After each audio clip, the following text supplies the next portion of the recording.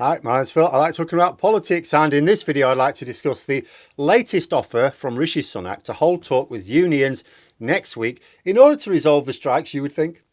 Thank goodness, people are saying. Should have done this ages ago. But read the fine print, people. The talks are not what some think they are. But first, if you'd like to be notified of daily news and politics, please subscribe to the channel and click the bell notification icon. So it's been reported that Rishi Sunak wants his ministers to hold talks with unions next week. I've seen a lot of people say, oh, this should have happened a long time ago. This is in reference to the fact that ministers have been refusing to attend pay talks. It's not just that talks have been unsuccessful so far. Ministers have categorically refused to take part in them throughout the build-up to various industrial action, as well as during the action itself, with the exception of the barrister strikes, which are now over. Lest we not forget, for example, that NHS nurses agreed not to strike just before Christmas if the health secretary just committed to talks. He didn't have to commit to an improved pay offer. He just had to turn up, eat a biscuit, drink some tea, listen to what others had to say, and then say something back. That was it. There were no preconditions other than that, and the pre-Christmas strikes would not have gone ahead. He refused. He insisted that his door was always open for talks, but that he would refuse to discuss the pay awards for this year, which is, well, what the strikes are all about, really. Well, now Sunak is saying he wants to hold talks with unions across his government, various secretaries of state all holding talks with the unions that are related to their department. And talks are, of course, the only way you resolve any dispute without going all St. Valentine's Day massacre anyway. So the talks should be welcomed. Only seems to be a lie. So I've seen journalists say that the talks will not discuss this year's pay awards. They're prepared to talk about next year's pay awards, but you see, that's what happens anyway. The government does hold talks with unions every single year about pay awards and then are largely ignored. So basically that means there are no talks at all. It's just a PR exercise so the government can claim that he's open to negotiation and then blame the unions for not engaging in good faith. He's reported to have said that, he'll offer the talks and discuss what is reasonable, what is affordable. I mean, objectively, what is reasonable is a pay award that is at least in line with inflation, because anything less is a pay cut.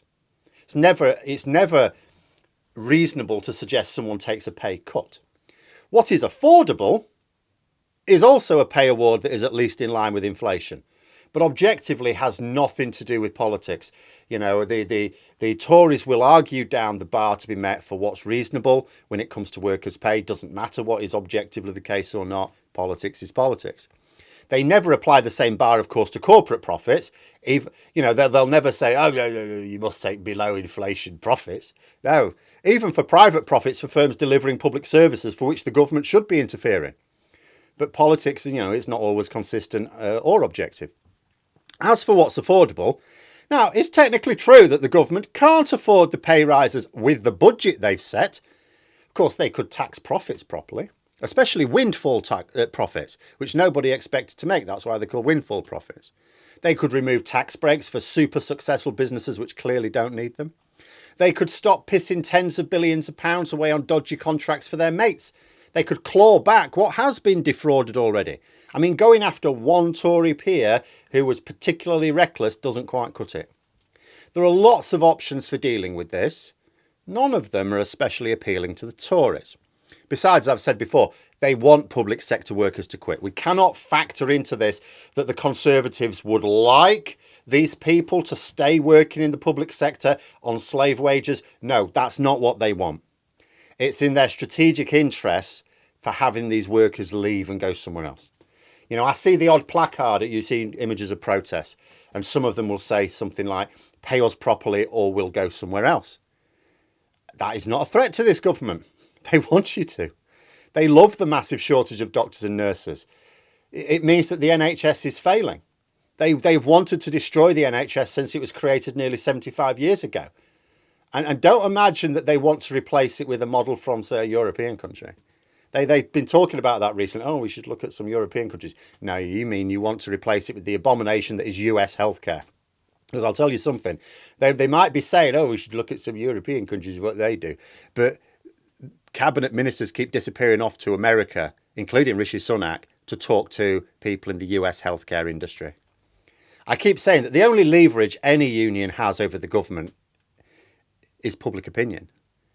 Right now, it's on the side of nurses, even amongst Tory voters. Hence this latest offer for talks, I suspect. The talks aren't about resolving the dispute. They don't want to resolve the dispute. How do I know this? Because like I said, Sunak has said that his ministers will not discuss this year's pay awards. But that is what the strikes are essentially about. There are some strikes that are about other issues as well, but the common factor for all of the strikes is this year's pay awards.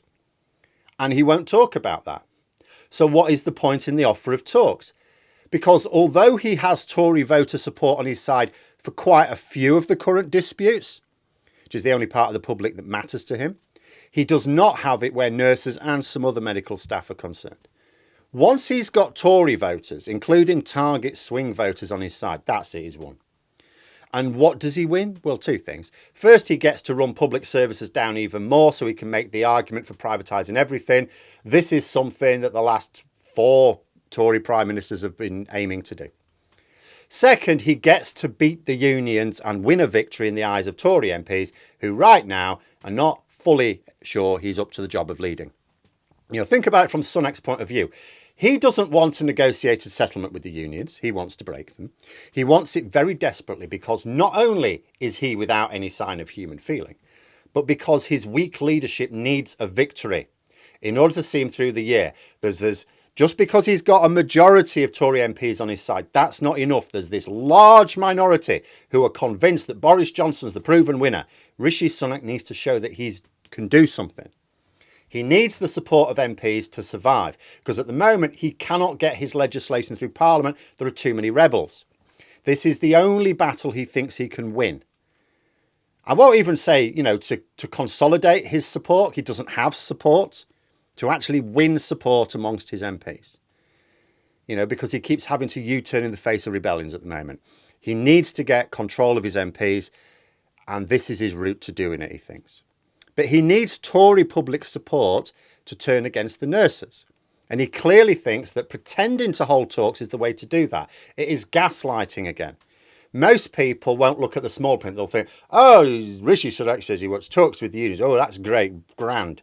They won't realise that he's refusing to talk about pay. They will just assume. They'll think, well, the dispute's about pay, therefore the talks must be about pay.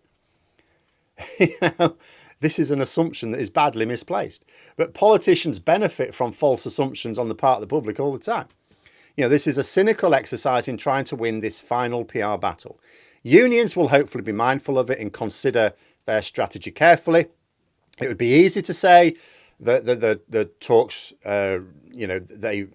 because they won't cover the disputes, so the unions will say, well, there's no point in going to the talks then. But unless they can get that message out to the public effectively, it might not work. Also, because I see this latest play by Sunak as just an attempt to win the PR battle, and he has no intention of moving an inch on the pay awards. And he's already said that next year pay will be well below inflation as well. He has said that he expects nurses to have a 2% pay award next year as well, on top of the pay cut this year. And he says he wants to halve inflation, which will happen anyway. So he wants inflation to be about 5 or 6%, but for them to have a 10%. So he wants them to have another roughly 3 or 4% pay cut next year, on top of the pay cuts they've had since 2010. I think the unions, and more importantly their long-suffering members, are going to need a great deal more resolve in the months ahead if they're going to win this one. Because I've also said before, Sunak has made this about winning and losing. Like, negotiations are about both sides compromising, and so both sides can come away claiming a win. No, Sunak has made this a fight to the death because he needs a win, not a compromise. A compromise doesn't show that he's a strong leader to his MPs. He needs a win. It's him or the unions. But the nurses in particular have got a lot of support. It's why even now Tory MPs are urging Sunak to improve the pay offer. But I don't know how many are doing that. And I don't know how determined they are as well. They may just be publicly calling for a better offer to placate their constituents, but be otherwise sitting this one out and seeing if Sunak can get his win. But there we are. Those are my thoughts. Let me know yours in the comments below. Hope you found the video interesting. If you did, please click the like button. And if you'd like to support the channel further, the join button for memberships. And until next time, I'll see you later.